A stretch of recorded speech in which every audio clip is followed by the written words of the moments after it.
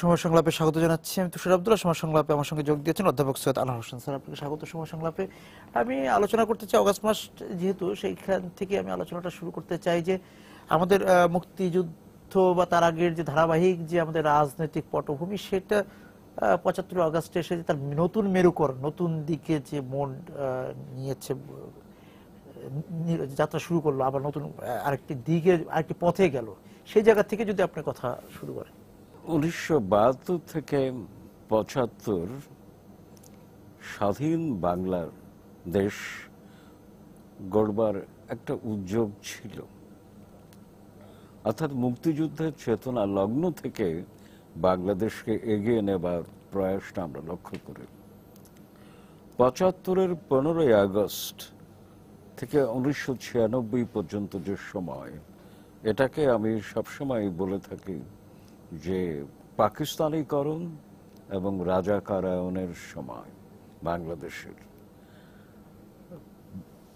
৭২ থেকে ৭৫-এর রাজনীতি মুক্তিযুদ্ধের চেতনা লগ্ন কতটুকু ছিল তা নিয়ে প্রশ্ন থাকতে পারে, কিন্তু সেই প্রশ্ন, একাধিক প্রশ্ন থাকতে পারে, প্রশ্নগুলোকে অতিক্রম করে একটি কথা কিন্তু স্পষ্ট হয়ে ওঠে, অন্তত আর যাই হোক, স্বাধীন বাংলাদেশের স্থপতি বঙ্গবন্ধু শেখ মুজিবুর রহমানের হাতে বাংলাদেশ পরিচালিত হচ্ছিল।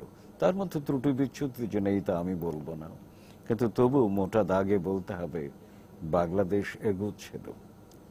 আর ৭৫ থেকে ৯৬ বাংলাদেশ বিপরীত স্রোতে সাঁতার দিতে শুরু করেছিল। যেমনটা আমি বলছিলাম যে পাকিস্তানিকরণ এবং রাজাকারায়ন।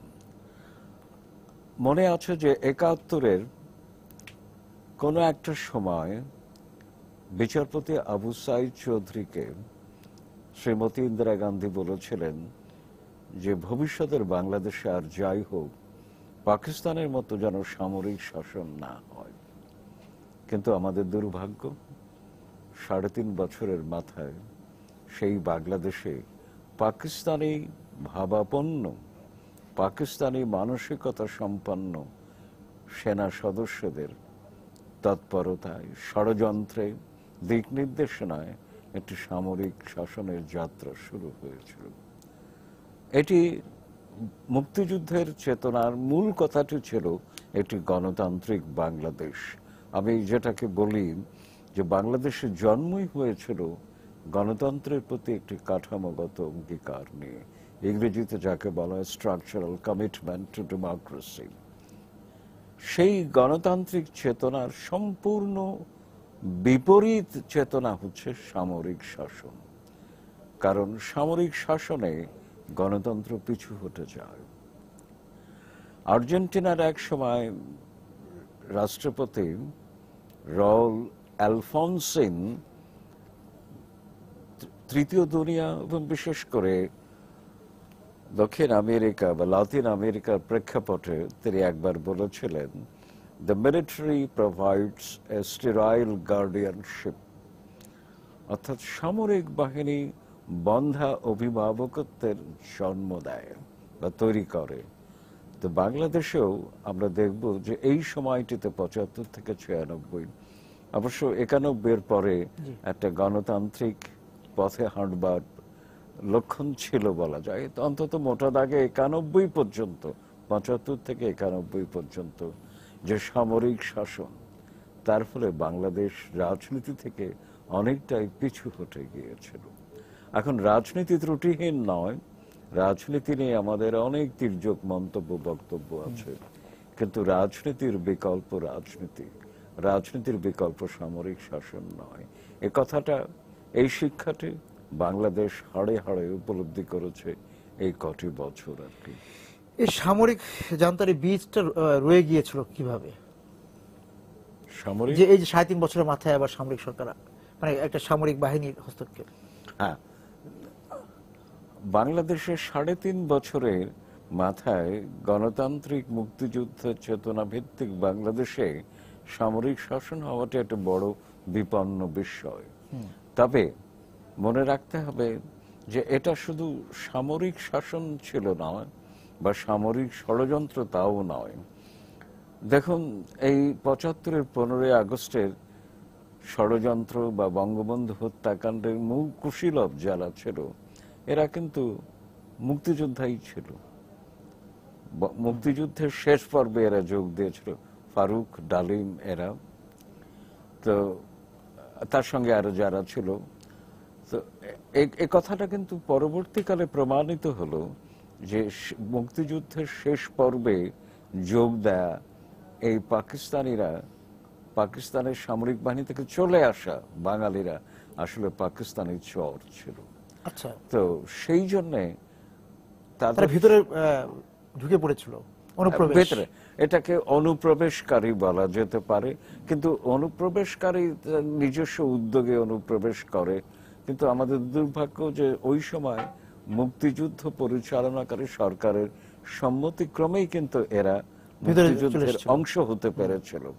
তো কাজেই এটা শুধু সামরিক শাসন বলবো না, আমি বলছিলাম যে এটা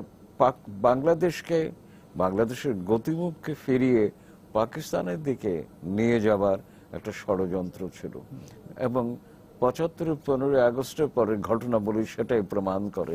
কারণ ৭৫-এর ১৫ই আগস্টের পরে যে সরকার মুশতাকের নেতৃত্বে ছিল তাকে স্বীকৃতি জানিয়েছিল পাকিস্তান, এবং পাকিস্তান রেডিও থেকে সর্বপ্রথম এই খবরটি প্রচার করা হয়েছিল।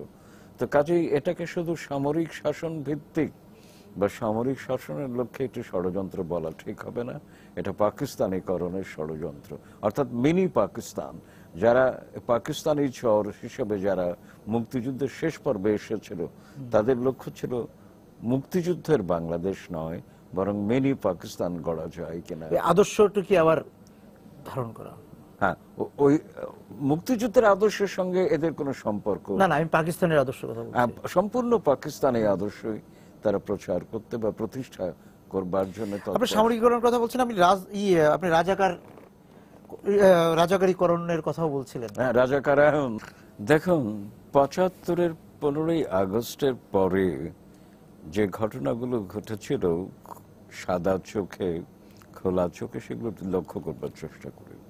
৭২ সংবিধানে ১২ এবং ৩৮ নম্বর ধারায় ধর্মভিত্তিক রাজনৈতিক সংগঠন এবং ধর্মভিত্তিক রাজনীতি, বিশেষ করে রাজনীতিকে ধর্মীয় আবরণে অপব্যবহার করবার বিরুদ্ধে সাংবিধানিক বিধির বাধা নিষেধ ছিল। কিন্তু দেখা গেল যে ৭৭-এর মধ্যেই সংবিধানের এই দুটো ধারা বিলুপ্ত করা হলো অবৈধভাবে নির্বাহী নির্দেশে। শুধু তাই নয়, আমাদের মুক্তিযুদ্ধ বিরোধী, স্বাধীনতা বিরোধী, মানবতা বিরোধী অপরাধে অভিযুক্ত জামাত ইসলাম বা এই ধরনের রাজনৈতিক সংগঠনগুলো আবার মাথা চাড়া দিয়ে উঠবার সুযোগ দেয়া হলো। এবং শুধু তাই না, লক্ষ্য করুন যে শাহ আজিজুর রহমানের মতো মুক্তিযুদ্ধ বিরোধী ব্যক্তিত্বকে প্রধানমন্ত্রী পর্যন্ত করা হয়েছিল। এবং এদেরকে শুধু পুনর্বাসন করা হলো না, রাজনীতিতে পরিপূর্ণ অধিকার দেওয়া হলো। এবং যার চূড়ান্ত পর্বে গিয়ে আমরা দেখছি ২০০১-৭ সময় বিএনপি জোটের আমলে দেখছি যে জামাত ইসলামী রাষ্ট্র ক্ষমতার অংশীদার হলো। অর্থাৎ যে বাংলাদেশকে তারা বিরোধিতা করেছে, বাংলাদেশকে সমর্থন করবার জন্য মানুষের উপরে অবর্ণনীয় নির্যাতন করেছে, মানবতা বিরোধী অপরাধ করেছে, সেই বাংলাদেশের পতাকা গাড়িতে উড়িয়ে তারা অংশীদারিত্ব পেল। আচ্ছা, এটা কিন্তু দুটো দিক আছে। একটি অত্যন্ত আপত্তিকর দিক, আমি ক্ষুব্ধ প্রতিক্রিয়া জানাতে পারি। আরেকটি হচ্ছে যে বাংলাদেশকে কি তাহলে তারা মেনে নিয়েছিল? অসম্ভব, তা মানেনি তারা, বরং রাজনৈতিক ফায়দা লুটেছিল। কারণ গোলাম আজম ১৯৭৭-ই বলেছিলেন যে ৭১-এ আমরা ভুল করিনি, এবং জামাত কোনোদিন ভুল স্বীকার করেনি আর কি, বা আজও করছে না। এখন তাদের বিচার হচ্ছে, রায় হচ্ছে, দণ্ড হচ্ছে, কিন্তু আজও তারা বিচার, যদি ক্ষমা চায়, ক্ষমা চাইলে তো ৭১-কে স্বীকার করে নিতে হয়, কার্যকলাপকে স্বীকার করে নিতে হয়। একদিকে মুক্তিযুদ্ধকে স্বীকার করতে হয়, অপরদিকে তাদের অপরাধও স্বীকার করে নিতে। কাজে দ্বিমুখী, অর্থাৎ এই দোটানায় জামাত ক্ষমা চাইতে পারছে না আর কি। তো এই সব কিছুই ঘটেছে ৭৫-এর পরে। এই জন্য আমি বলি যে রাজাকারায়ন প্রক্রিয়া, রাজাকারদের হাতে বাংলাদেশ তুলে দেওয়া হয়েছিল। এবং আপনার কাছে কি মনে হয় যে সেই কি জায়গা থেকেই আমাদের রাজনীতিতে ধর্মের ব্যবহারটা বেড়েছে? হ্যাঁ, ৭৫-এর পর থেকেই রাজনীতিতে ধর্মের ব্যবহার হয়েছে। শুধু অবশ্য এর পূর্বাভাস কিন্তু আমরা ৭৩ থেকেই লক্ষ্য করি। এটা আমার ইংরেজি বাংলা দু ধরনের লেখার মধ্যে আমার উল্লেখ আছে যে ৭৩-এর শেষ দিক থেকে আমাদের রেডিওতে এবং টেলিভিশনে ধর্মগ্রন্থ থেকে পাঠ শুরু হলো, সব রকমের ধর্মগ্রন্থ থেকে পাঠ শুরু হলো, এবং বঙ্গবন্ধু নিজেও ধর্মীয় বিভিন্ন অনুষ্ঠানে যেতে শুরু করলেন। এর অবশ্য একটা ব্যাখ্যা আমি দেবার চেষ্টা করেছি। ব্যাখ্যাটা হচ্ছে যে ওই সময় বাংলাদেশ আর্থিকভাবে বেশ বিপন্ন হয়ে পড়েছিল। খাদ্যাভাবের ব্যাপারটা তো আছে, তেলের বড় অভাব ছিল। মধ্যপ্রাচ্য থেকে পেট্রোডলারও যেমন প্রয়োজন ছিল, তেলেরও দরকার ছিল। সম্ভবত তাদেরকে তাদের দৃষ্টি আকর্ষণ করবার জন্য কিছু পদক্ষেপ নেওয়া হয়েছিল। অবশ্য সংবিধানে কোনো পরিবর্তন হয়নি, ধর্মনিরপেক্ষতা ছিল।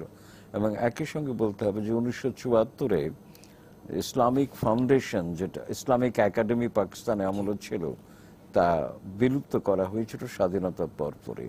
কিন্তু ৭৪-এ তার পুনরুজ্জীবন হলো ইসলামিক ফাউন্ডেশন নামে, আরো ব্যাপকতর আকারে আর কি। এসবই ছিল মধ্যপ্রাচ্যের পেট্রোডলার আকর্ষণ করবার একটা কৌশল বলা যায়। তবে ধর্মভিত্তিক রাজনীতি বলতে যা বোঝায় তার সূচনা কিন্তু ১৯৭৫-এর পর থেকে বলা যায় আর কি। আমি মনে আছে যে ১৯৮৪ ৩০শে নভেম্বর, সেই সময় অত্যন্ত জনপ্রিয় সাপ্তাহিক, ১৯৮৪ ৩০শে নভেম্বর, ১৯৮৪ ৩০শে নভেম্বর অত্যন্ত জনপ্রিয় সাপ্তাহিক ছিল বিচিত্রা। সেখানে একটি প্রচ্ছদ প্রতিবেদন করেছিলাম যার শিরোনাম ছিল বাংলাদেশের ধর্মভিত্তিক রাজনীতির পুনরুত্থান। ওই সময় অনেক প্রগতিশীল মহলের অনেক স্বনামধন্য ব্যক্তিত্ব আমার লেখাটি নিয়ে একটু তির্যক মন্তব্য করেছিলেন। অনেকেই বলেছিলেন যে ব্যাপারটি তো বাংলাদেশে বিরাজমান বাস্তবতা নয়, ছোটখাটো এদিক সেদিক বিচ্ছিন্ন বিক্ষিপ্ত ঘটনা ঘটছে। তা আমি বড়সড় লেখাটি লিখলাম, আমার উত্তর ছিল যে আমি ঠিক এই মুহূর্তের বাংলাদেশ নিয়ে ভাবছি না, আমি ভাবছি আগামীর বাংলাদেশ। তো আজকের বাংলাদেশে দিলে তাকালে তো আমার ৩০শে নভেম্বর ১৯৮৪ লেখাটি সর্বত্র প্রমাণিত হতে পারে। পূর্বাভাস ছিল। হ্যাঁ, পূর্বাভাস ছিল। এবং শরৎচন্দ্র বসু তার কিছু লেখা সংকলনে শিরোনাম দিয়েছিলেন আই ওয়ার্নড মাই কান্ট্রিম্যান, অর্থাৎ তিনি উপনিবেশবাদের যে বিষময় ফলগুলো কি হতে পারে ইত্যাদি ইত্যাদি, বা হিন্দু মুসলিম অনৈক্যের ফল, বিষময় ফল কি হতো, এনে তিনি সতর্ক করেছেন। সেই জন্য তার শিরোনামটি ছিল আই ওয়ার্নড মাই কান্ট্রিম্যান। তো আমি একইভাবে আমার ক্ষুদ্র বোধ বিবেচনা থেকে আমি আমার দেশবাসীকে সতর্ক করবার চেষ্টা করেছিলাম। তো কতটুকু সতর্ক হয়েছে আমি জানি না আর কি, বা আমি বা কতটুকু কি করতে পেরেছি তাও জানি না আর কি। তবে ধর্মভিত্তিক রাজনীতি দেখুন, তারপরে দেখুন আমাদের ৭২ সংবিধানে ৪টি রাষ্ট্রীয় মূলনীতির অন্যতম ছিল ধর্মনিরপেক্ষতা। অবশ্য ধর্মনিরপেক্ষতা শব্দটি সম্পর্কে আমি কোনো সময় সন্তুষ্ট নই, যে আমাদের ইতিহাস ঐতিহ্যের প্রেক্ষাপটে এই শব্দটি ঠিক প্রযোজ্য নয়, বলা উচিত ছিল ধর্মীয় সহিষ্ণুতা। আর তারপরেও এটি একটি অপ্রয়োজনীয় আদর্শ আমি মনে করি, এই জন্যে যে গণতন্ত্রই একমাত্র আদর্শ হওয়া উচিত ছিল। গণতন্ত্র অন্তর্নিহিতভাবে ধর্মীয়ভাবে সহিষ্ণু, অর্থাৎ গণতন্ত্র মানেই তো আমরা জানি, খুব মেঠো বাংলায় যদি বলি, ধর্ম যার যার, রাষ্ট্র সবার। তো এই মূলনীতিটি গণতন্ত্র স্বীকার করে নাই। কাজেই গণতন্ত্রের পরে ধর্মনিরপেক্ষতা উল্লেখ করবার কোনো প্রয়োজন ছিল বলে আমার মনে হয় না। সেটি কিন্তু উঠে গেল ৭৭-এর পরে নির্বাহী নির্দেশে। আচ্ছা, তারপরে ধরুন সংবিধানের উপরে সর্বশক্তিমান আল্লাহর উপরে আস্থা, এটা বলা হলো। কিন্তু আল্লাহর নাম নিয়ে যে অনাচার কদাচার হয়েছে তার তো ফিরিস্তি অনেক বিশাল। আচ্ছা, তো যেমন একটি ইন্ডেমনিটি অর্ডিন্যান্স, মানুষ খুন করলে খুনির বিচার হয়, আর জাতির জনককে হত্যা করা হলো, তার পরিবার পরিজনকে হত্যা করা হলো, তার সহযোগীদের হত্যা করা হলো, স্বজন পরিজনদের হত্যা করা হলো, তাদের বিচার করা যাবে না। আল্লাহর নাম নিয়ে কি এই কাজ করা যায়? আল্লাহ কি বলেছেন এটা? তো যাকে তারপরে ধরুন জিয়াউর রহমান, তিনি তার মুক্তিযুদ্ধ সম্পৃক্ততা ছিল, মুক্তিযুদ্ধ কতটুকু করেছেন সে নিয়ে অনেক নানান মত আছে, আমি সেদিকে যাব না, কিন্তু মুক্তিযুদ্ধ সম্পৃক্ত ব্যক্তিত্ব তিনি। আর সেই কারণে সেনাবাহিনীর মধ্যে একাংশের কাছে তিনি যথেষ্ট জনপ্রিয় ছিলেন। তার ব্যক্তিগত শতটাও কিংবদন্তি তুল্য, সেটাও অনস্বীকার্য। এবং কালুরঘাট বেতার কেন্দ্র থেকে প্রথমত নিজের নামে ঘোষণা দিচ্ছেন ঠিকই, কিন্তু পরে সংশোধন করে বঙ্গবন্ধুর নামে তিনি ঘোষণাটি প্রচার করেছিলেন, একটি স্বাধীনতার ঘোষণা। কাজেই মুক্তিযুদ্ধের ইতিহাসে তার একটি স্থান চিহ্নিত হয়ে আছে, এটাকে অস্বীকার করা ঠিক হবে না। তো তিনি এইটুকু কাজ করেছিলেন যে রাজাকারদের পুনর্বাসন করলেন, সংবিধানে পরিবর্তন করলেন, কিন্তু তারপরে সামরিক স্বৈর শাসক এরশাদ সম্পূর্ণ অবৈধ। জিয়াউর রহমানের বৈধতা প্রশ্নবিদ্ধ, সামরিক ক্ষমতা পদ্ধতিতে ক্ষমতা দখল সম্পূর্ণ অবৈধ, কিন্তু ওই যে মুক্তিযুদ্ধ সম্পৃক্ততার কারণে কিছুটা গ্রহণযোগ্যতা তার ছিল। কিন্তু এরশাদ সম্পূর্ণ পাকিস্তানে অবস্থানকারী একজন সামরিক, বাঙালি সামরিক ব্যক্তিত্ব। তিনি তো এপ্রিল মাসে ছুটিতে বাংলাদেশে এসেছিলেন, এসে আবার পাকিস্তানে ফিরে যান, মুক্তিযুদ্ধে তিনি অংশগ্রহণ করেন এবং বাঙালি মুক্তিযুদ্ধ মনা বাঙালি সামরিক কর্মকর্তাদের বিচারেরও তিনি প্রধান ছিলেন আর কি পাকিস্তানে আর কি। সেই ব্যক্তি যখন ক্ষমতা দখল করলেন সামরিক পদ্ধতিতে, তিনি এই ধর্মভিত্তিক রাজনীতি আরো পর্যায়টি বাড়িয়ে দিলেন আর কি। যেমন আমাদের মনে আছে যে 1988 জুন মাসে 8ম সংশোধনীর মধ্য দিয়ে তিনি ইসলামকে রাষ্ট্রধর্ম করলেন। এখন কথা হচ্ছে, ইসলামকে রাষ্ট্রধর্ম করা নানা দিক থেকে আপত্তিকর। একটা হচ্ছে রাষ্ট্রধর্মের বিধানটি অগণতান্ত্রিক, দ্বিতীয়ত ইসলামে কোথাও ইসলামকে রাষ্ট্রধর্ম করবার বিধান নাই। যদি থাকতো তাহলে নবী করিম সাল্লাল্লাহু আলাইহি সাল্লাম মদিনাতে তা করতে পারতেন, কারণ 622 থেকে 632 মদিনা তিনি পরিচালনা করেছিলেন মদিনা সনদের ভিত্তিতে, এবং সেটা বলা যায় যে বহুত্ব ভিত্তিক একটি রাষ্ট্র কাঠামো, কনফেডারেশনের মতো বলা যায় তিনি করেছিলেন। কিন্তু সেখানে তো তিনি সে কথা বলেন। উপরন্তু মদিনায় হিজরতের আগেই নবীজির উপরে নাজিল হয়েছিল কোরআন আয়াত, লাকুম দীনুকুম ওয়ালিয়া দীন, তোমার ধর্ম তোমার কাছে, আমার ধর্ম আমার কাছে। অর্থাৎ ধর্মীয় বহুত্ববাদকে ইসলাম স্বীকৃত করে নিয়েছে। আর একটি রাষ্ট্রের মধ্যে ধর্মকে সীমিত করে দিলে ইসলামের সর্বজনীনতা ব্যাহত হয়। ইসলাম তো সর্বজনীন ধর্ম এবং সব ধর্মই সর্বজনীন ধর্ম, তো সেই জন্যে এটি আপত্তিকর। এবং উপরন্তু বঙ্গবন্ধু 10ই জানুয়ারি 1972 দেশে ফিরে এসে যে ভাষণটি দিয়েছিলেন রেস কোর্সে, সেখানে একটি বাক্য আমার কানে এখনো বাজে, স্পষ্ট মনে আছে। তিনি বলেছিলেন বাংলাদেশ হবে একটি আদর্শ রাষ্ট্র যার ভিত্তি ধর্ম ভিত্তিক হবে না। বঙ্গবন্ধু নিজে অত্যন্ত ধার্মিক ছিলেন, অত্যন্ত ধার্মিক ছিলেন, কিন্তু ধর্মের রাজনীতি যে করলে কি হয় সে পাকিস্তানে আমলে তার অভিজ্ঞতা হয়েছে। তো সেই জন্যে তিনি আসলে যা বোঝাতে চেয়েছিলেন যে ধর্মীয় বহুত্ববাদ, ধর্মীয় সহিষ্ণুতা, কিন্তু রাষ্ট্র পরিচালনা ওই যে ধর্ম যার যার রাষ্ট্র সবার, এই নীতিটি তিনি বিশ্বাস করতে চেয়েছিলেন বলে আমার মনে হয় আর কি। তো এগুলো সব চলে গেল এবং ধর্মের জিগির তোলা হলো। তো আমি আমার লেখাগুলোতে আমি প্রমাণ করেছি যে শাসক যত বেশি অবৈধ হবেন, যে শাসকের গ্রহণযোগ্যতা যত বেশি প্রশ্নবিদ্ধ হবে, তিনি ধর্মের উপরে, ধর্মীয় আবেদনের উপরে তত বেশি নির্ভর করবেন বা ব্যবহার করবেন। ব্যবহার। তো জিয়াউর রহমান এবং এরশাদের মধ্যে তুলনা করলেই বোঝা যায় যে এরশাদ রাষ্ট্রধর্ম করলেন।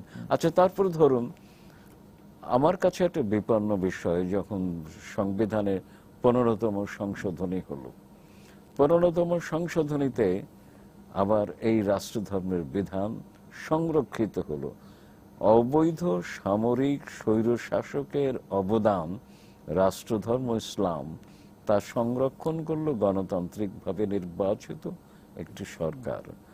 এবং আরো বিপন্ন বিষয় হলো এই যে একই সঙ্গে 72-এর সংবিধানের 4টি রাষ্ট্রীয় মূলনীতি তুলে আনা হলো, সংবিধানে প্রতিস্থাপিত হলো। এখন আমি ঠিক হিসেব করে বুঝতে পারি না, হিসেবে আমার মেলে না যে ধর্মনিরপেক্ষতা এবং রাষ্ট্রধর্ম কি করে সাযুজ্যপূর্ণ হতে পারে। এটি তো অসম্ভব ব্যাপার আর কি, কিন্তু সেটাই তো হয়ে আছে। তো এর পেছনে ব্যাখ্যা আছে যে ভোটের রাজনীতি, কিন্তু ব্যাখ্যাটা হচ্ছে ধর্মান্ধ গোষ্ঠী কোনোদিনই আওয়ামী লীগের বাক্সে ভোট দেয়নি বা দেবে। আপনি আদর্শ কথাটা বলেছেন যে বঙ্গবন্ধু বলেছেন আদর্শ রাজনীতির কথা বলেছেন, আদর্শ রাষ্ট্রের কথা বলেছেন। সে আদর্শ এই 75 পরবর্তীতে সেই আদর্শ থেকে বাংলাদেশ কত দূরে, এবং তার অনুপস্থিতিটা সেই তাকে আরো সেই তার অনুপস্থিতিটা এই আদর্শ থেকে দূরে থাকাটাকে আরো প্রকট করেছে কিনা, শুরুতেই বা কতটা এগোতে পেরেছে সেটা সেভাবে বলা যায়। শুরুতেই একটু নেতিবাচক মন্তব্য করতে বাধ্য হচ্ছে যে বঙ্গবন্ধু যে আদর্শের ভিত্তিতে বাংলাদেশ গড়তে চেয়েছিলেন তা থেকে বোধহয় আমরা অনেকটাই সরে এসেছি। যেমন প্রথম প্রমাণ হিসেবে আমার এমন একটি বাক্যের মন্তব্যের প্রমাণ হিসেবে আমি বলবো, যে বলছিলাম যে বাংলাদেশ একটি আদর্শ রাষ্ট্র হবে যার ভিত্তি ধর্মভিত্তিক হবে না। রাষ্ট্রধর্ম যদি একটি রাষ্ট্রের সংবিধানে থাকে তাহলে কি সেই রাষ্ট্রের ভিত্তি ধর্ম হয় না? যদি তাই হয় তো এখানেই তো বঙ্গবন্ধুর আদর্শ থেকে সরে আসা আর কি। আচ্ছা, তারপরে ধরুন বঙ্গবন্ধু ওই একই ভাষণে বলেছিলেন যে বাংলার মানুষ মুক্ত হাওয়ায় বসবাস করবে, খেয়ে পড়ে সুখে থাকবে। মুক্ত হওয়া বলতে, কারণ মুক্তির কথাটা তিনি অত্যন্ত গুরুত্ব সহকারে বিবেচনা করেছেন।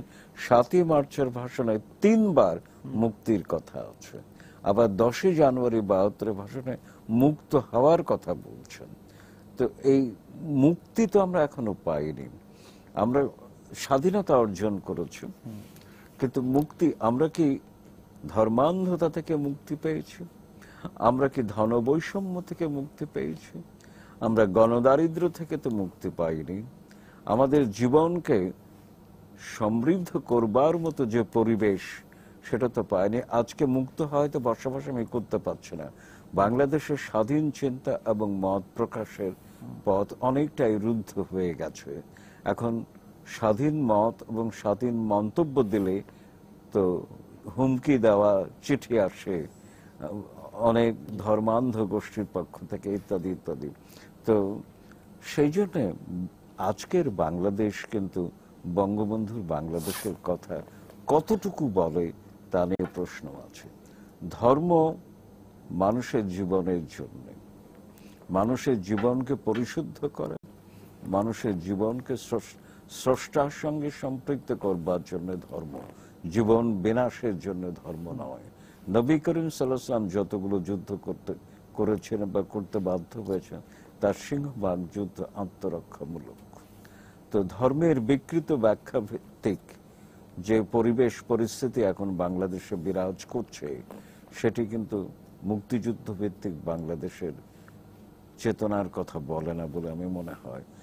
আর ধরুন বঙ্গবন্ধু নিজের যে হাতে গড়া দল আওয়ামী লীগ, হাতে গড়া এই জন্য বলছি যে 1963-তে হুসাইন শহীদ সরওয়ার্দীর লোকান্তরণের পূর্ব পর্যন্ত আওয়ামী লীগ অনেকটাই সীমিত পরিসরে একটি দল ছিল, কিন্তু এরপর যখন বঙ্গবন্ধু এর কর্ণধার হলেন তারপর থেকে দেখা গেল যে গণভিত্তি ব্যাপক এবং বিস্তৃত হচ্ছে।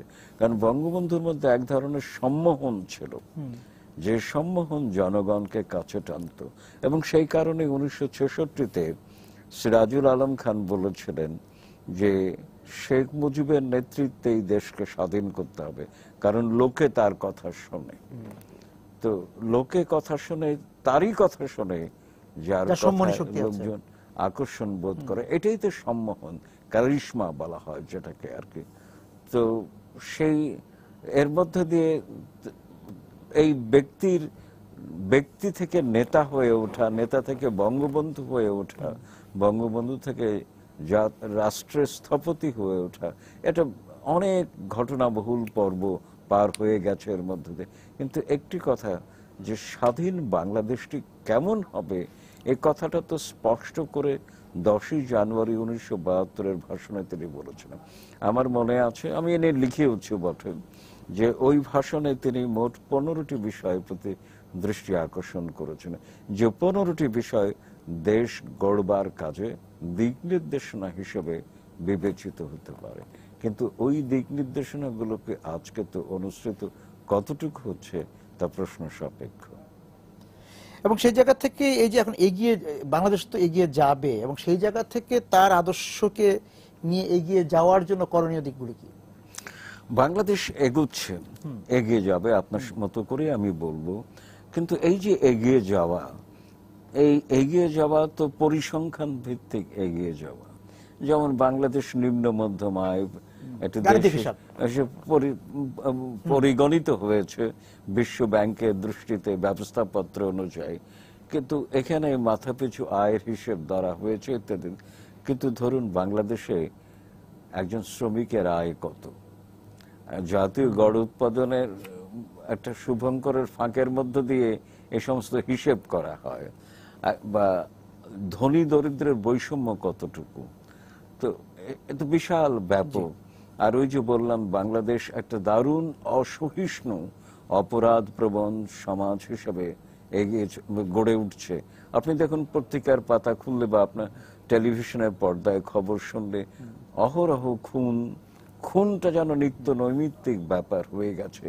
কত ধরনের খুন যে হচ্ছে, কত ধরনের মৃত্যু যে বাংলাদেশে হচ্ছে, এ সব কিছু মিলিয়ে একটা দারুণ অসহিষ্ণু এবং সহিংস উগ্র একটা সমাজ হিসেবে গড়ে উঠছে। এবং এই বাংলাদেশে বর্তমান চলচ্চিত্র নিয়ে যখন ভাবি, তখন ওয়াইবি ইয়েটসের সেই কবিতা দ্য সেকেন্ড কামিং, তার প্রথম বাক্য things fall apart, centre cannot hold. এবং আমরা জানি যে জীবনানন্দ দাশ এই কবিতায় প্রাণিত হয়ে তার অদ্ভুত এক আধার কবিতাটি লিখেছিলেন আর কি। মূল বক্তব্য একই আর কি।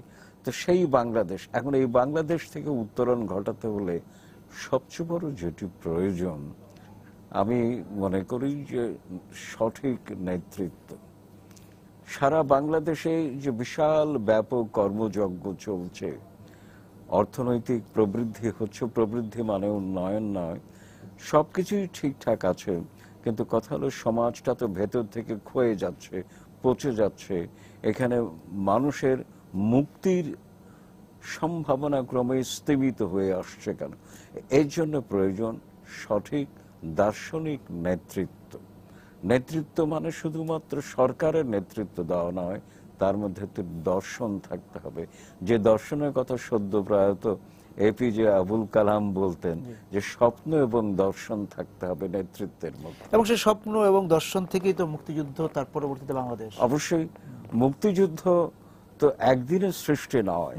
আমি ইতিহাসের দৃষ্টিকোণ থেকে মুক্তিযুদ্ধের পটভূমি শুরু করি শশাঙ্ক থেকে। কারণ শশাঙ্ক সর্বপ্রথম বাংলার মাটিতে একটি স্বাধীন রাজ্য গড়েছিলেন। সেই শশাঙ্ক থেকে শেখ মুজিব পর্যন্ত আসতে অনেকটা সময় পেরিয়ে গেছে। বাঙালি তার স্বাধিকার, বাঙালি তার স্বীয়তা, বাঙালি তার স্বাতন্ত্র্য প্রতিষ্ঠা করবার জন্যই মুক্তিযুদ্ধ করেছে। কিন্তু আজকে যেন বাঙালি মুক্তিযুদ্ধোত্তর বাঙালি যেন উল্টো পথে হাঁটতে শুরু করেছে। কেন করেছে এর একটা সমাজতাত্ত্বিক ব্যাখ্যা বিশ্লেষণ আছে। মানুষের মনুষ্যত্বের অবক্ষয় এখন একটা বড় সমস্যা হয়েছে। আমি মনে করি 1 নম্বর সংকট বাংলাদেশের মনুষ্যত্বের অবক্ষয়। স্যার আপনাকে অনেক ধন্যবাদ আজকে আমাদেরকে সময় দেওয়ার জন্য। দর্শক যারা ছিলেন আজকে সময় সংলাপের সঙ্গে আপনাদেরকে ধন্যবাদ জানিয়ে শেষ করছি আজকের সময় সংলাপ। দেখা হবে আগামী দিন। সবাই সুন্দর থাকুন।